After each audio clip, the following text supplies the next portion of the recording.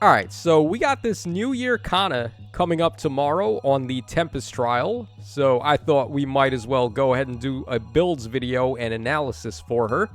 And it turns out this unit's actually really good, and what's also really cool about her is that she's a dragon free-to-play unit, which we rarely get for some reason. I'm actually not even sure why that is, let alone a fast one too. Like, this unit's really fast. She's got 49 base speed, and then she's got a super boon on speed as well, which is really quite good. So we go ahead and we take a look at her stat line here. She's got 37 HP, she's got 43 attack, 45 speed, 27 defense, and 41 res. That gives her an overall BST of 193. And of course, with the super boon, that's going to jump her into the 195 scoring bin pretty easily. And then she scores an extra bit because she gets the distant counter dragon seal. Although that's not going to be much of an advantage anymore in the upcoming Tempest trial, because we're also getting a distant counter melee seal, which is going to raise the score for melee type units as well. So a good scoring unit, definitely a worthy investment, I would say, if you're interested in building her up.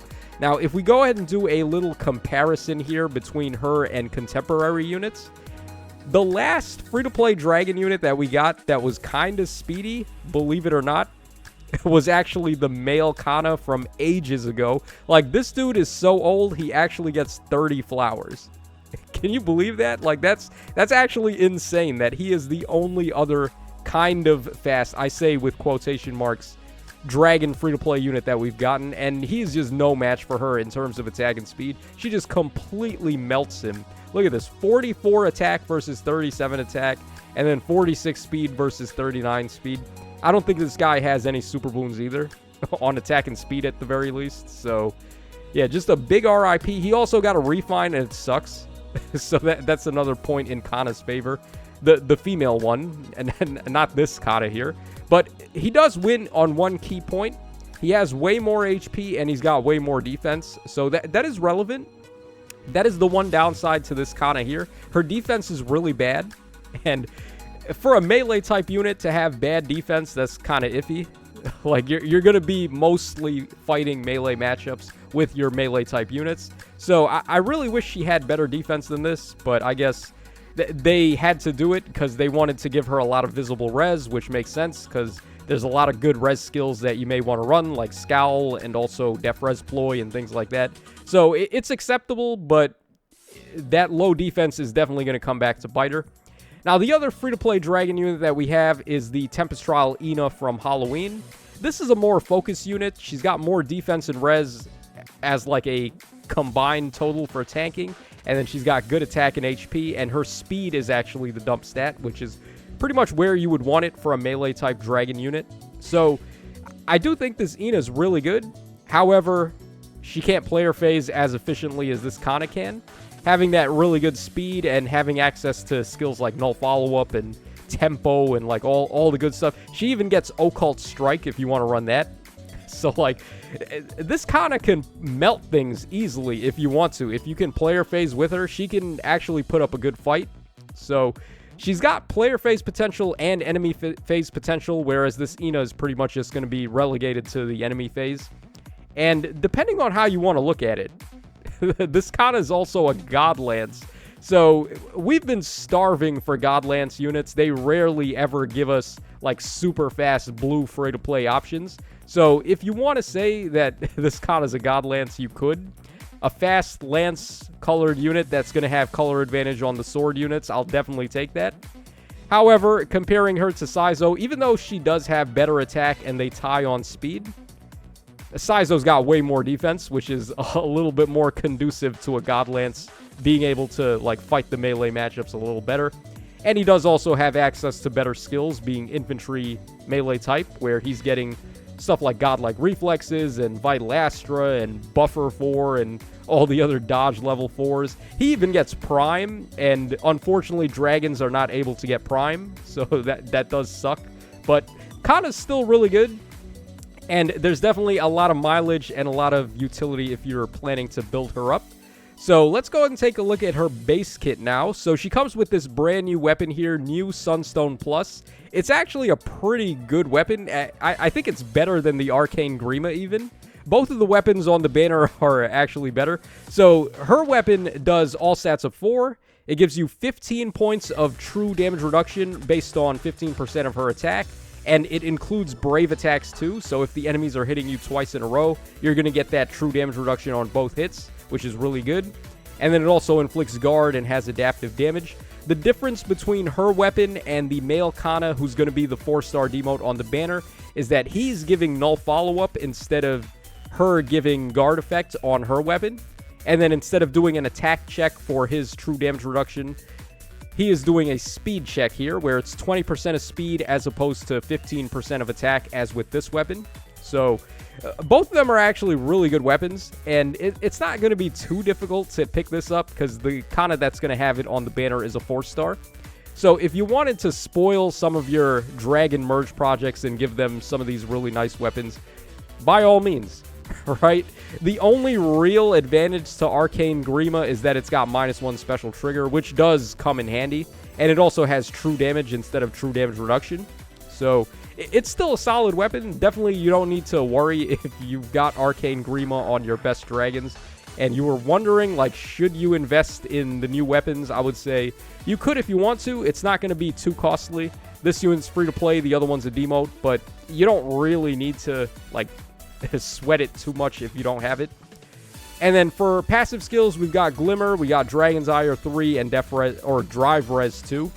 This is unacceptable. Drive Res 2, like, they actually put that on a free-to-play unit in about to be 2024, and this game came out in 2017. Tisk, man. Insys, I wag my finger at you. You naughty Insys, you. Okay, but what are you going to do? I mean, they always shaft us like crazy. So let's go ahead and take a look at some builds now. We've got 4 builds to look at. So this is going to be our first build. We're running Arcane Grima on this one. Mainly just for the -1 special trigger, as it will be the case anytime you're running this weapon over the new ones. So with the -1, we're able to get Iceberg in here, and then we can loop it over and over with Special Spiral 4. The first Iceberg should be pretty easy to proc, with Pledge giving us special acceleration on hit. So the enemies hit us, and then we get down to Iceberg, and we blow them up. And then from that point forward, we're looping Iceberg over and over. Finish gives us a little bit more gusto with 5 points of bonus damage on that Iceberg, and then 7 points of attack and speed, and also some recovery, which goes nicely with Arcane Grima also having recovery. So we got 2 instances of healing there. And then we got the Oath Echo Seal, or Oath Echo Echo skill, and then the Distant Counter Dragon Seal there. You're going to see Distant Counter Dragons on pretty much like all of these builds. But there are actually other good seals you could run on her if you wanted to. We'll take a look at some other skills that I'm not going to talk about on the builds that we can give to her later. But as far as the Oath skill goes, the Echo skill, you might as well just run Oath Echo. Because what is the other option? Death Blow Echo? Yeah, not really much need for that. Although, I guess if you really want to. But I'll take the Warping effect over the attack of 4 any day of the week. You could also try Insight attack speed on this build too. If you feel confident enough that you can get to your first Iceberg and loop it over and over with Special Spiral 4, then Insight is just giving you more attack and speed and even defense and res at that point, which is pretty good. Okay, so here is a build showing off her own weapon. So we actually get a really sick combination of skills here. So we're able to get Guard on her weapon, comboed with Tempo and also Scowl. So this is a really nasty bait combo because the enemies basically can never use specials against this. If you've got Scowl, they turn off pre-charged specials. Then you're inflicting Guard, and Tempo is stopping them from using special acceleration. So they just cannot use specials unless they also have Tempo and they can nullify your Guard. But that's not going to be too common, I don't think. So in most situations, the enemies just can't do specials against this Kana. We also have Attack Res Ploy 3 here as a C skill, which is going to work out really nicely with her really fat res stat there. And then once again, we got Distant Counter for the enemy phase potential, and Oath Echo once again. Okay, this build is using her brother's weapon this time. So this one gives us null follow-up and then the true damage reduction based on speed. We're going for a stat ball build here. So we got bonus doubler 4 and Insight attack and speed to just edge out as much possible stats as we can get. And, of course, the added defense we're going to get from bonus doubler 4 and insight attack speed is going to be really helpful. Like I said, in melee matchups, her low defense kind of sucks. But we can get some defense back out of the A and C skills here. And then we got Null C4, so we can counterattack those pesky Fire Sweep enemies like Legendary Hinoka, Legendary Veronica.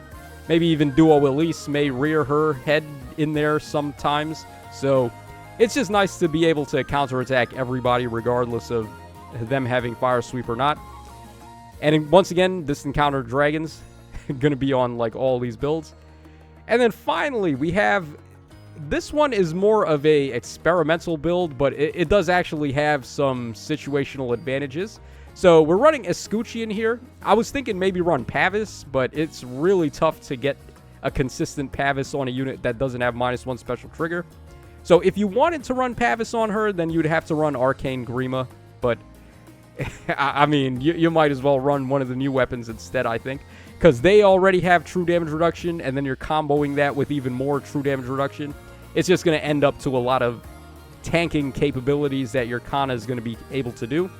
So we got Scowl 4, we got Tempo 4, and then we got Attack and Speed Pledge here.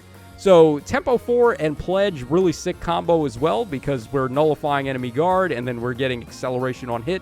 So we can loop Escutcheon over and over. Hardy Bearing is there to give Ira the middle finger, because she's not going to be able to use Flow Desperation to hit you twice. You're going to Scowl away her Supreme Astra, and then her first attack is not going to touch you. And then you just counterattack and blow her up on the spot. That Ira really is not capable of doing much on defense. So, like, as long as you can survive or prevent her from hitting you twice in a row, then you're good to go. And also, the color advantage is really nice, too. So, pretty nice frontline unit option here. And you would support this with a far save armored unit, because we're not running distant counter here. So, pretty good all around. I actually do like the idea of this build. I just wish dragons had access to a better special. Hopefully, we'll get that at some point, but who knows? And as far as the other skills that we didn't put on any of these builds, but are still very viable on her, Magic Null Follow-Up, if you're going to run her own weapon or Arcane Grima, because neither of them have Null Follow-Up on them. Although the male Kana on the banner is going to have Null Follow-Up on his weapon, so you wouldn't want to run it with that. Occult Strike, if you want to go player phasing in a different way, instead of cutting DR, you want to get bonus damage, then Occult Strike is actually pretty strong too. And then for the C skill, you could go for Canto Control if you want to have her as more of a supporty type of option. Times Pulse 4 really helps out, especially on dragons that don't have, like, crazy access to specials, or also it's really tough for them to get -1. So Times Pulse 4 is really good there. Infantry Pulse 4 is an option, but her HP is kind of low. Like, next to defense, it's her other lowest stat. So you wouldn't really be able to support everything with Infantry Pulse 4. And then there's also Attack and Speed Oath 4 if you want to go for that. But I feel like the Echo skill is already a good enough source of getting the Warp ability. So there you go with that. And then for other Sacred Seals, you could go for Guard 3, which is another way to get guard on her if you're not running her own weapon. Deflect Melee can give you some pierceable DR, but still quite a lot of it against brave enemy attacks. So it is an option. And also, Bonus Doubler is a nice seal if you want to go for that. So you can just get some more stats out of her, get some more defense, which she desperately needs. So that's pretty much everything there is to say about this female Kana. She is pretty good. Actually, a pretty solid free-to-play unit. Good scoring, not the highest scoring, but good scoring all around. Pretty awesome weapon for fodder, and then also the combo of being a blue unit with a lot of speed is very rare, and also just dragons in general that are free to play is very rare. So we'll definitely take it. They gave us some good stuff here with this Kana. So let me know your thoughts in the comments section down below, and this your boy Tacho signing out. So take care, fellas, and I'll catch y'all again on the flip side.